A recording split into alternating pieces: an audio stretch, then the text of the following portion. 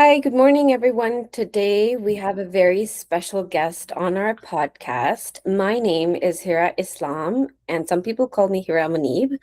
I am the founder and the CEO of Calgary Cares Community Services. Today, for our guest, we have Chris Stones, who has been our client for quite some time now. Chris, how are you? I'm doing excellent. Great.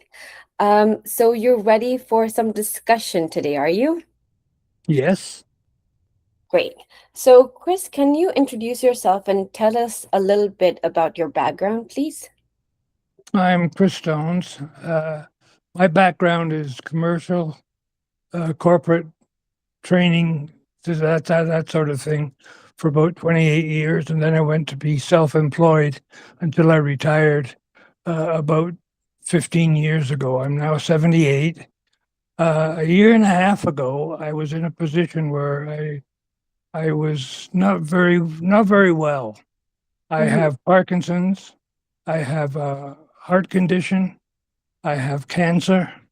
I have high blood pressure, and I'm diabetic. So I think most of my problems stemmed from the fact that uh, the different prescriptions that they were giving me were fighting each other. And I ended up in a position where I couldn't, in December of 2024, I couldn't even feed myself. I couldn't take myself to the washroom, and I was hospitalized. And in front of me was two choices: either let this run its course and life be what it is, or I could step up to the plate and do something about it. I decided to step up to the plate, and I had been told I needed home care many times and had fought it, uh, male ego more than anything else. And we, my wife and I, interviewed several companies, here as being one of them, Calgary Cares. And the thing that highlighted it for me was that Hira's questions were directed at me. They weren't PowerPoint type presentation of what she could do for me. It was, what do you need? Mm-hmm. How will that help? Et cetera, et cetera. So we decided to go with her company. Um, I can only tell you that where I am now, a year we started in 2025 in April 1st. So it's just been over a year. Uh, I now go walking every day. I have a healthcare professional come in every day. She works with me. They make sure that I'm steady on my feet, uh, help me through my daily showering and personal stuff like that. And I'm far from being independent, but I'm a lot closer.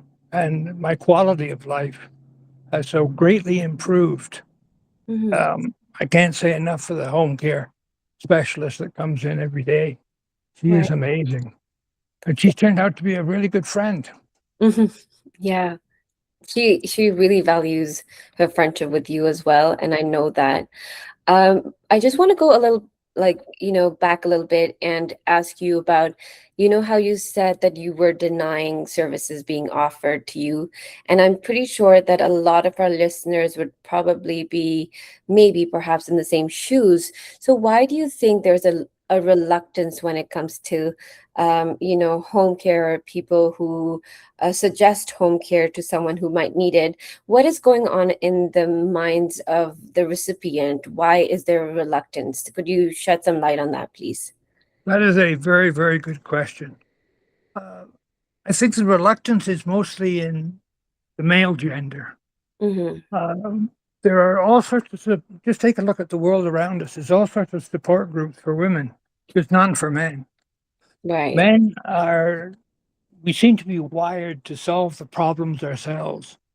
Mm-hmm. Um, if you give a problem or a challenge to a couple, the wife will start thinking of different ways of doing it and going through it step by step and coming up with with a solution that will work. Mhm. the guy will start immediately starting to do solutions. It's like when you're out driving, can't you look at the map? I know where I'm going, and this may be a huge surprise, but Mhm. 9 out of 10 men do not know where they're going. Mhm. And I think it's just ego. It's the way we're wired. Mm. It is the way society expects us to react. They Right. expect us to be the problem solvers, and we're just wired to take control. And I Mm. think it's really sad because one of the things I've done is joined a couple of men's groups, Mhm. uh, and we talk about mental health quite a bit. Right. And Does then that answer your question? yeah, no, that totally does. And I think mental health is such a relevant question, not just when it comes to men, but when it comes to everyone these days, I feel we're seeing mental health issues come up with, adolescents as well. So younger people are struggling more and more, I find personally. So Yes. thank you so much for addressing that. Um, Once again, uh, just going back a little bit and trying to connect with you when it came to finding help. Do you think that it was really hard to navigate the system, and you had you didn't have a lot of idea, or maybe it was difficult for you and your family to go through just navigating the system firstly, and then finding the particular company that would suit your needs? Do you think that was a hard journey, or is it not that hard? It could have been easier, that's for sure. Mhm. I think that the Alberta Health has a lot of great services. They just don't promote them. Mhm. And it's like when you turn 65, you get 5 or 6 tax deductions that most people don't even know about. And the government will not tell you about them either. And it won't tell you how to apply for them. And I what I found was I had to do quite a bit of digging. But once I got an account manager working for me with Alberta Health, it all started to fall in. But it was getting that initial finding out who I should be speaking to, when Mhm. I should be speaking to them, what information do they need. Um, and I found that's once you came into the picture, you sort of took that over as well. Mhm. And it has been really good. Great. And at what point in this journey were you able to discover client directed home care? Well, I don't understand that question completely. Okay. So basically, you know how there's an older program when it comes to home care, and this Yeah. newer program, which is called the client directed home care, it lets you choose your own vendor. So at what point of this decision making were you made aware of this other solution that you had or you could employ? As soon as I got the figured out that I needed somebody from the government Mm-hmm. as a main cog in the wheel, uh, that was when she sort of told me there's 50 odd companies out there. I went on the internet and found your name and the name of several other companies. We interviewed, I Mm-hmm. think, 5 or 6 total. Um, Once I started getting into the process, Mm-hmm. what's missing is somebody that you can just pick up the phone and say, I think I need help. How Right. do I get it? And that's sort of that's the big hole in this whole process. Right. The number of people that don't even know about the program. Yeah. Mm-hmm. And health Alberta Health Services will not promote it. No, they won't. And it's a beautiful program. Mm-hmm. But there are a lot of vendors like myself trying to do the same, right? They are promoting and we're trying to get the word out. But my next question is that you said, as you said, there were 50 vendors, a list of 50 vendors around back then when you were deciding. Now I know that there may be probably even more than 200. How do you decide? Like, how did you land upon my company? Like, through a list of 50 or so vendors, what were you looking at when you were making that decision and shortlisting to down to five and then just picking one? How did you do that? It's a, I think it's like making a decision on anything. Hmm. The the value and the accuracy of any decision is based on the facts that you have at your disposal. And so I had certain things that I was looking for. One of them was availability. Hmm. Um, I didn't want to go with a necessarily a Calgary company living in Airdrie. It's the same as uh, I wanted the healthcare professionals located in Airdrie.